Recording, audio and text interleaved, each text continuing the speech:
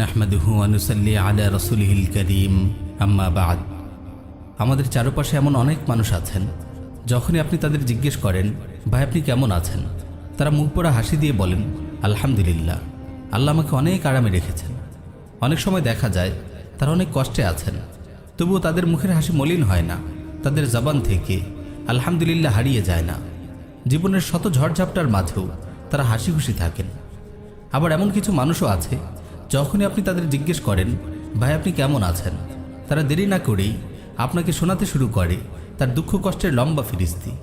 মুখ বেজার করে তারা বলতে থাকে আমি ভালো নেই, এই কোনো রকম বেঁচে আছি আর কি। এদের মুখে আপনি কখনো হাসি দেখবেন না, সব সময় তাদের মুখে শোনা যায় অভাব আর অভিযোগ। প্রিয় ভাই ও বোন, একটু গভীরভাবে লক্ষ্য করলে আপনি দেখতে পাবেন প্রথম দলের লোকেরাই সবচেয়ে সুখী মানুষ। তাদের এই সুখী জীবনের মূল রহস্য হলো শুকর। শুকর মুমিনের জীবনকে সুখ ও শান্তিতে ভরে দেয়। এই শুকরের কারণে দুঃখ কষ্ট অভাব অনটনে জর্জরিত মুমিনদের জীবনও সুখময় হয়ে ওঠে। অনেকে ভাবতে পারেন দুঃখ কষ্ট অভাব অনটনে থেকেও কিভাবে আমাদের অন্তরে শুকর আসবে। প্রিয় ভাই ও বোন, এটি অত্যন্ত গুরুত্বপূর্ণ একটি প্রশ্ন। মানুষ কখনো নিজের অবস্থার উপর সন্তুষ্ট থাকে না। মানুষের স্বভাবটাই এমন, কেউ গরিব বলে মন খারাপ করে, ধনীদের গাড়ি বাড়ি ও আরামায়েশ দেখে সে মনে কষ্ট পায় আমি কেন এত গরিব। কেউ মেধা ও প্রতিভা কম বলে হতাশায় ভোগে, মেধাবী ছাত্রদের দেখে সে দীর্ঘ নিঃশ্বাস ফেলে আমি কেন তাদের মতো প্রতিভাবান নই। কেউ রোগ যন্ত্রণায় জর্জরিত হয়ে হাহুতাশ করে আমি কেন সবার মতো সুস্থ নই। অনেক ভাই বোন আছেন যারা নিজেদের শারীরিক গঠন ও সৌন্দর্য নিয়ে মন খারাপ করেন আমি কেন অন্য সবার মতো দেখতে সুন্দর ও ফর্সা নই।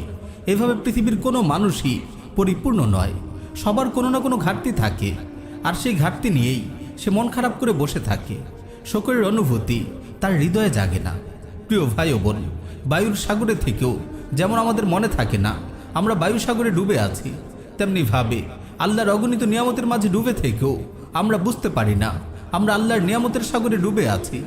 আমরা যদি আল্লাহর দেয়া নিয়ামতগুলোর দিকে তাকাই তবে কখনো আমাদের ছোটোখাটো কষ্টগুলোকে কষ্ট মনে হবে না। এখানে আমরা আল্লাহর নিয়ামত উপলব্ধি করার একটি সুন্দর উপায়ের কথা আপনাদের বলতে চাই। যখনই কোনো বিষয়ে আপনার ঘাটতি অনুভূত হবে আপনি আপনার চেয়েও নিচে যারা আছে তাদের কথা চিন্তা করুন। আপনার চেয়েও যারা ভালো অবস্থায় আছে তাদের দিকে না তাকিয়ে আপনার চেয়ে যারা খারাপ অবস্থায় আছে তাদের দিকে তাকান, তখন আপনার হৃদয়ে শোকের অনুভূতি আসবে। তাই হে অভাব অনটনে জর্জরিত ব্যক্তি, আপনার চেয়েও যারা বেশি অভাবে আছে তাদের দিকে